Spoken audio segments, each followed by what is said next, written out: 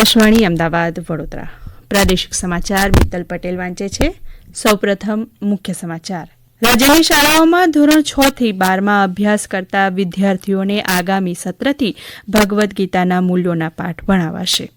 રાજ્યની બેંક મિત્ર સહકારી મંડળીઓને માઇક્રો એટીએમ અને દૂધ સહકારી મંડળીના સભાસદોને રૂપે કિસાન ક્રેડિટ કાર્ડ અપાશે.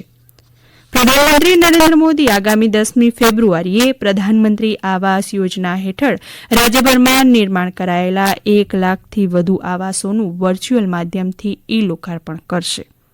રાજ્ય સરકારે લોકરક્ષકના વિવિધ સંવર્ગોની સંયુક્ત સીધી ભરતીની પરીક્ષા પદ્ધતિમાં મહત્વપૂર્ણ ફેરફાર કર્યા છે.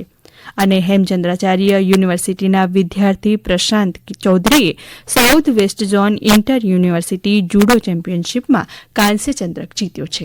સમાચાર વિગતવાર. રાજ્યની શાળાઓમાં ધોરણ 6 થી 12માં અભ્યાસ કરતા વિદ્યાર્થીઓને આગામી સત્રથી ભગવદ્ ગીતાના મૂલ્યોના પાઠ ભણાવાશે. શિક્ષણ રાજ્યમંત્રી પ્રફુલ્લ પાનસેરિયાએ જણાવ્યું છે કે રાજ્યની શાળાઓમાં ધોરણ 6 થી 12માં આગામી સત્રથી ભગવદ્ ગીતાના મૂલ્યોનો અભ્યાસક્રમમાં સમાવેશ કરવાનો નિર્ણય સરકારે કર્યો છે. વિધાનસભામાં સંકલ્પ રજૂ કરતા તેમણે કહ્યું કે શ્રીમદ ભાગવદ્ ગીતા એ હિન્દુ ધર્મનો પ્રાચીન અને મુખ્ય પવિત્ર ગ્રંથ છે, જે ફક્ત હિન્દુઓ પૂરતો સીમિત ન રહેતા પૂરા માનવ સમાજ માટેનો ગ્રંથ ગણાય છે અને વિશ્વચિંતકોએ તેમાંથી માર્ગદર્શન લીધું છે. તેથી ધોરણ 6 થી 12માં શ્રીમદ ભગવદ્ ગીતાનો પરિચય સર્વાંગી શિક્ષણ વિષયના પાઠ્યપુસ્તકમાં વાર્તા અને પઠન પાઠન વગેરે સ્વરૂપે આપવામાં આવશે.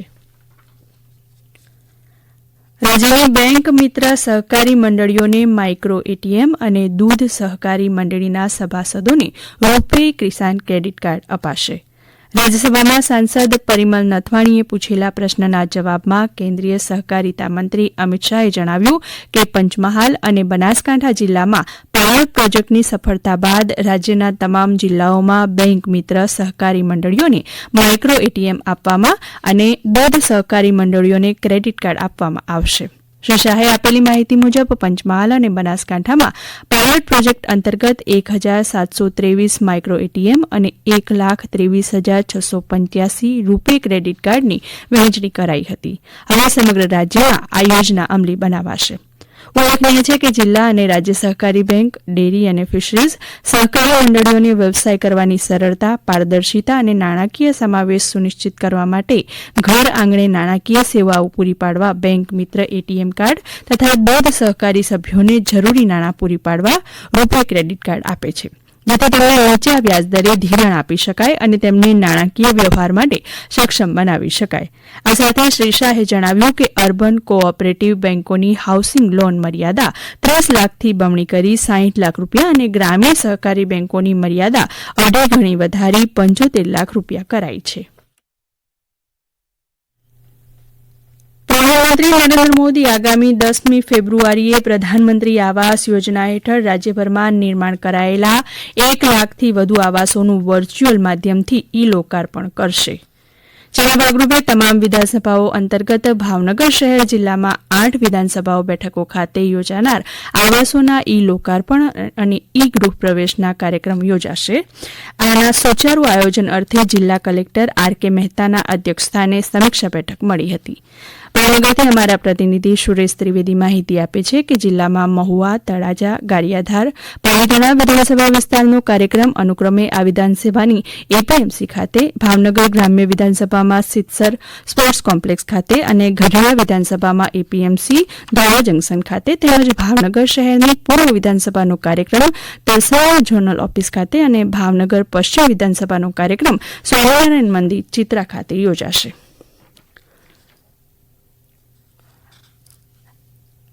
આ સમાચાર આપ આકાશવાણીના અમદાવાદ વડોદરા કેન્દ્ર પરથી સાંભળી રહ્યા છો. વધુ સમાચાર આપ અમારી વેબસાઇટ newsonair.gov.in/ગુજરાતી પર વાંચી શકશો. મહિલા અને બાળ કલ્યાણ મંત્રી ભાનુબેન બાબરિયાએ જણાવ્યું છે કે રાજ્યને કુપોષણ મુક્ત બનાવવાની નેમ સાથે અંદાજપત્રમાં વિશેષ જોગવાઈ કરવામાં આવી છે.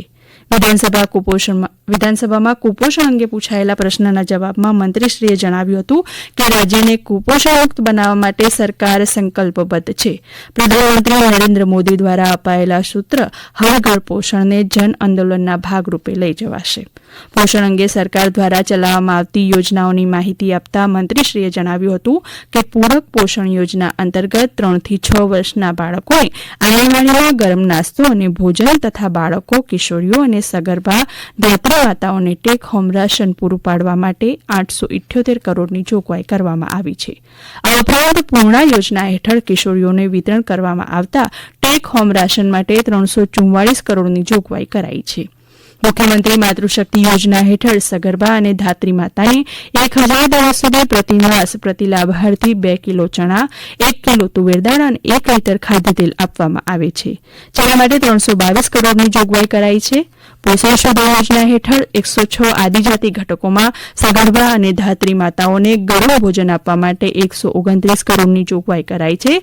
તેમ મંત્રીશ્રીએ વિધાનસભા ગૃહમાં પૂછાયેલા પ્રશ્નના જવાબમાં માહિતી આપી હતી. રાજ્ય સરકારે લોકરક્ષકના વિવિધ સંવર્ગોની સંયુક્ત સીધી ભરતીની પરીક્ષા પદ્ધતિમાં મહત્વપૂર્ણ ફેરફાર કર્યા છે. શારીરિક કસોટીમાં હવે બોર્ડ ફક્ત રોજ સમયમાં પાસ કરવાની રહેશે અને તેના કોઈ ગુણ આપવામાં આવશે નહીં. શારીરિક કસોટીમાં ધ્યાને લેવાતા વજનને પણ રદ કરવામાં આવ્યું છે. શારીરિક કસોટીમાં પાસ થયેલા તમામ ઉમેદવારો ઓબ્જેક્ટિવ એમસીક્યુ ટેસ્ટમાં ભાગ લઈ શકશે. 100 માર્ક્સની એમસીક્યુ પરીક્ષાને બદલે હવે 200 માર્ક્સનું એક જ ઓબ્જેક્ટિવ એમસીક્યુ પરીક્ષા પેપર લેવાશે. આ પેપરમાં દરેક ભાગમાં પાસ થવા માટે ઓછામાં ઓછા 40% માર્ક ફરજિયાત રહેશે. જે વિદ્યાર્થીએ રાષ્ટ્રીય રક્ષા યુનિવર્સિટી અથવા નેશનલ ફોરેન્સિક સાયન્સ યુનિવર્સિટીમાં કોર્સ કર્યો હોય તેમને વધારાના ગુણ આપવામાં આવશે. ગુજરાત માધ્યમિક અને ઉચ્ચતર માધ્યમિક શિક્ષણ બોર્ડ ગાંધીનગર દ્વારા 11 માર્ચ 2024થી શરૂ થતી ધોરણ 10 અને ધોરણ 12ની જાહેર પરીક્ષા માટે આજથી હેલ્પલાઇન સેવાનો પ્રારંભ થશે. વિદ્યાર્થીઓ રાજ્ય અને શાળાના માર્ગદર્શન માટેની ફ્રી ટોલ ફ્રી 26 માર્ચ સુધી કાર્યક્રમ કાર્યરત રહેશે. હેલ્પલાઇનના નિષ્ણાત દ્વારા સવારના 10 વાગ્યાથી સાંજના 6 સુધી માર્ગદર્શન અપાશે.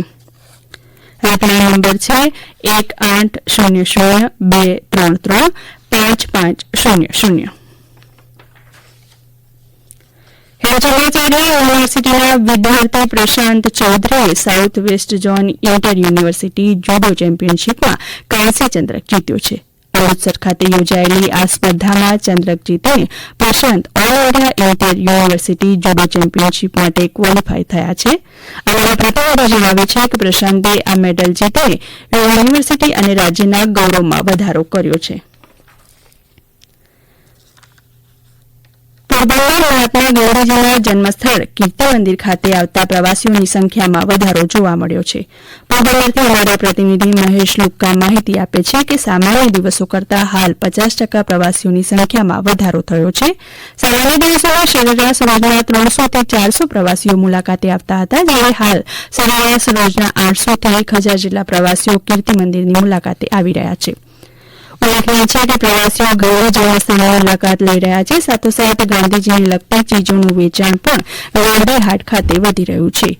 કીર્તિમંદિર ખાતેના ગાંધી હાટ ખાતે ચરખો, ગાંધીજીના વિવિધ પુસ્તકો, ગાંધીજીની પ્રતિમા સહિતનું વેચાણ વધ્યું છે.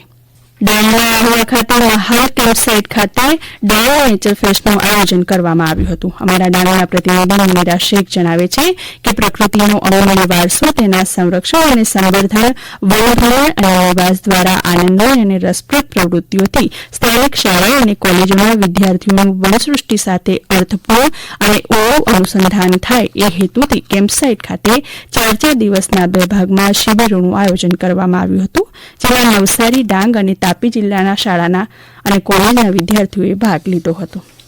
ગુજરાત યુનિવર્સિટીમાં ફોરેન ભાષા શીખવા માટે વિશેષ વિભાગ શરૂ કરાશે. આગામી શૈક્ષણિક વર્ષથી ગુજરાત યુનિવર્સિટીમાં અલયદો વિદેશી ભાષા વિભાગ શરૂ કરવાનો નિર્ણય કરવામાં આવ્યો છે, જેમાં ડિગ્રી, ડિપ્લોમા કરનાર અભ્યાસક્રમો શરૂ કરાશે. આ વિભાગમાં Chinese, Japanese, Russian, French, Arabic, German અને સ્પેનિશ સહિતની 7 ભાષાઓ શીખવાડવામાં આવશે. મુખ્ય સમાચાર ફરી એકવાર. રાજ્યની શાળાઓમાં ધોરણ 6 થી 12માં અભ્યાસ કરતા વિદ્યાર્થીઓને આગામી સત્રથી ભગવદ્ ગીતાના મૂલ્યોના પાઠ ભણાવાશે. રાજ્યના બેંક મિત્ર સહકારી મંડળોને માઇક્રો રિટેલ અને દૂધ સહકારી મંડળીઓના સભાસદોને રૂપે કિસાન ક્રેડિટ કાર્ડ અપાશે. રાજ્ય સરકારે લોકરક્ષકના વિવિધ સંવર્ગોની સંયુક્ત સીધી ભરતીની પરીક્ષા પદ્ધતિમાં મહત્વપૂર્ણ ફેરફાર કર્યા અને હેમચંદ્રાચાર્ય યુનિવર્સિટીના વિદ્યાર્થી પ્રશાંત ચૌધરીએ south west zone inter university judo ચેમ્પિયનશીપમાં કાંસ્ય ચંદ્રક જીત્યો. આકાશવાણીના અમદાવાદ વડોદરા કેન્દ્ર પરથી પ્રાદેશિક સમાચાર પૂરા થયા.